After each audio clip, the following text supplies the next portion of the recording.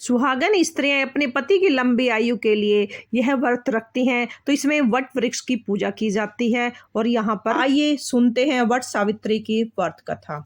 भद्र देश के एक राजा थे, उनका नाम अश्वपति था। भद्र देश के राजा अश्वपति की कोई संतान नहीं थी। उन्होंने संतान प्राप्ति के लिए पूरे मंगलोच्चारण के साथ प्रतिदिन 1 लाख आहुतियां दी। 18 वर्षों तक यह क्रम ऐसे ही चलता रहा।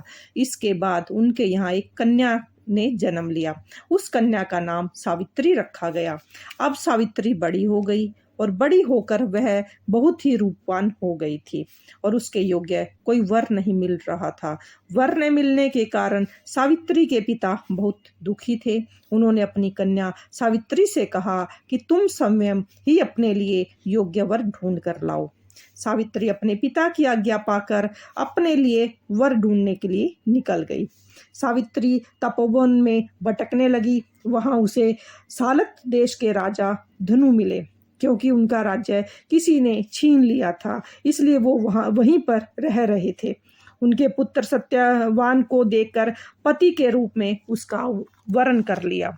उसके बाद सावित्री घर लौट आई। सावित्री जब घर पहुंची तो उसने अपने पति के साथ नारद जी को देखा, अपने पिता के साथ नारद जी को देखा।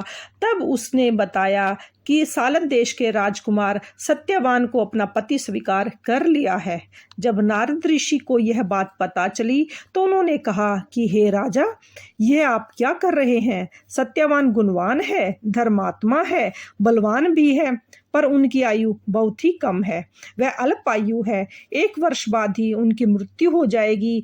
ऋषि राज नारद की बात सुनकर अश्वपति राजा घोर चिंता में डूब गए। उन्होंने सावित्री से कहा, पुत्री, तुमने जिस राजकुमार को अपने पति के रूप में चुना है वह अल्पायु है।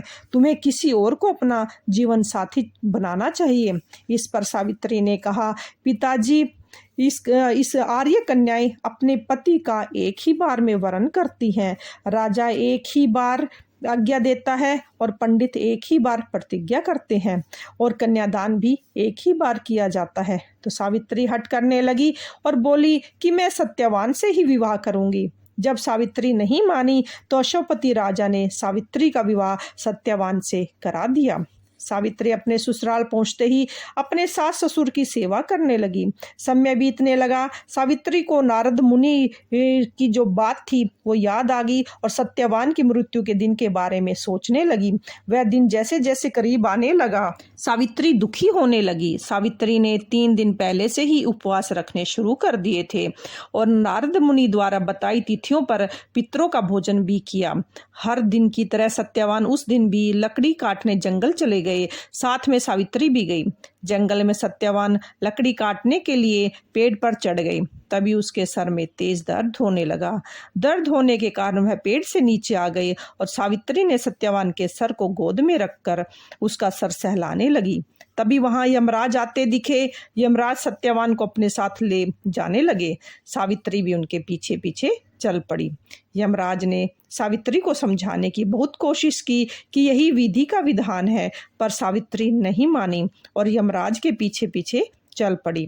यमराज से कहा कि मैं सत्यवान को ले जाने नहीं दूंगी।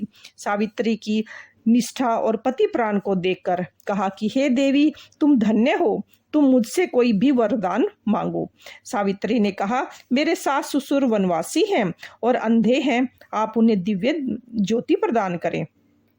यमराज ने कहा, ठीक है, ऐसा ही होगा, अब तुम जाओ, अब यहाँ से लौट जाओ। लेकिन सावित्री अपने पति सत्यवान के पीछे पीछे चलती रही। यमराज ने कहा, देवी, तुम वापस जाओ। सावित्री ने कहा, भगवान, मुझे अपने पति के पीछे पीछे चलने में कोई परेशानी नहीं है। पति के पीछे चलना मेरा कर्तव्य है।